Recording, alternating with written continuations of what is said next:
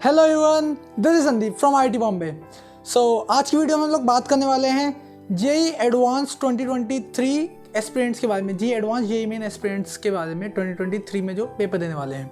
तो जैसा कि आपको पता होगा, देखो अब सितंबर तो लगभग ख़त्म हो गया है। इस वीडियो में आप लोगों को थोड़ी टिप्स देने वाला हूँ कि अभी अक्टूबर, नवंबर, दिसंबर का किस तरह से आप यूज़ करोगे, और हाँ थोड़ा जनवरी का भी आप किस तरह से यूज़ करोगे अपने एग्ज़ाम के लिए, जो कि एक्सपेक्टेड है जनवरी के लास्ट वीक में। तो चलिए शुरू करते हैं।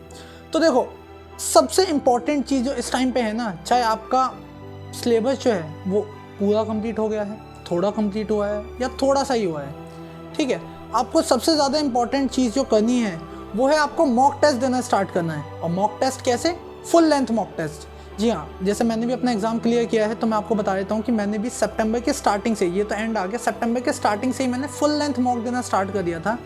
और हाँ, जब आप फुल लेंथ मॉक दोगे ना तो कई सारी चीज़ें होंगी जो आपको नहीं आ रही होंगी, तो उससे आपको ना इस चीज़ का भी समझ आएगा कि सिलेबस कम सिलेबस करते हुए भी, क्योंकि ये बात सब एग्री करेंगे कि एग्ज़ाम डे तक भी आपका सिलेबस कभी कंप्लीट होगा नहीं। तो उस चीज़ का आपको ध्यान रखते हुए इस चीज़ का आपको पता होना चाहिए कि भाई कम सिलेबस के साथ भी हम लोग पेपर को किस तरह से अटैम्प्ट करें। और हाँ, जब आप पहली बार आप पेपर देना जब स्टार्ट करोगे फुल लेंथ, तो आपके मार्क्स जो हैं वो काफ़ी कम आएंगे। लाइक मैं अपना ध्यान बताऊँ तो फिर मेरे 300 में से 50 के आसपास मार्क्स आते थे सितंबर में।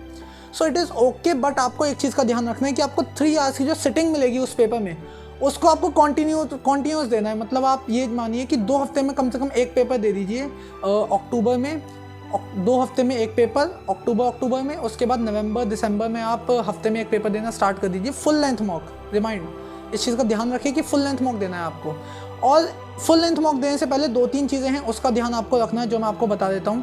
पहली चीज़ तो ये है कि भाई जो 3 घंटे होंगे, आपको 3 घंटे कुर्सी पे बैठना है कॉन्टीन्यूअस, आपको उठना नहीं है बिल्कुल भी, चाहे कितनी डिस्टर्बेंस हो, कितनी भी ना हो। एग्जाम टाइम पे बहुत बार डिस्टर्बेंसेस होती हैं रियल एग्जाम जब आप देते हो अलग अलग सेंटर्स में, तो उसका आपको ध्यान रखना है। और 3 घंटे से पहले उठना ही नहीं है, ताकि आपका शरीर को भी, जो बायोलॉजिकल क्लॉक है आपकी, वो भी उस तरह से सेट हो कि आप 3 घंटे कॉन्टीन्यूसली बैठ पाओ। दूसरी चीज़, आपको अगर कम मार्क्स आते हैं तो उससे आपको डीमोटिवेट नहीं होना, बल्कि उससे आपको ये समझना, लेट्स से आपके 300 में से लाइक 60 या 50 या 40 नंबर भी आ रहे हैं, तो आपको इस चीज़ को सोचना है कि यार इतने तो मेरे एटलीस्ट सेफ हो गए हैं, अभी तक मैंने इतना तो पढ़ लिया है, बाकी और पढ़ूंगा तो और हो जाएगा, ठीक है। और जिन बच्चों के ज़्यादा मार्क्स आएंगे उन बच्चों को ज़्यादा कॉन्फिडेंस में नहीं आना, उन बच्चों को और भी ज़्यादा अच्छे से मेहनत करनी है एडवांस के लिए। और जिन बच्चों का सपना है कि नहीं मेरे को तो भाई सीधा आईआईटी निकालना है, मेरे को एडवांस ही फोड़ना है, तो उन बच्चों के लिए जो 2 हफ्ते में वो एक पेपर देंगे, उसमें से फिर 1 महीने में जैसे 2 पेपर हो जाएंगे आपके, तो उनमें से एक पेपर आपको जेईई एडवांस का, दैट इज 6 घंटे का पेपर देना है। 6 घंटे का पेपर आप किस तरह से दोगे वो भी बता देता हूँ कि आप जैसे 3 घंटे का पेपर दोगे, उसके बाद 2 घंटे का आपको ब्रेक देना हो, 2 नहीं, आप 1 घंटे का ब्रेक दीजिए, वो अच्छा, ज़्यादा अच्छा। लेकिन 1 घंटे का आप ब्रेक दोगे, उसके बाद तुरंत आप पेपर देना स्टार्ट करोगे और अगले 3 घंटे भी कॉन्टिन्यूसली बैठ के पेपर दोगे, फुल लेंथ मॉक दोगे, ठीक है। और इसको देने से पहले आपको 2-3 चीज़ें और ध्यान रखनी है। वो ये है कि भाई फिजिक्स में मैं आपको बताऊं तो आपको लॉजिक गेट्स जो टॉपिक है वो आपको पढ़ लेना है, रिवाइज कर लेना है अच्छे से। अगर आपने नहीं पढ़ा है तो लॉजिक गेट्स पढ़ लीजिए, एग्जाम में 4 नंबर का पक्का आएगा जेईई मेन में, उसमें आपको 4 नंबर मिल जाएंगे, आसान टॉपिक होता है।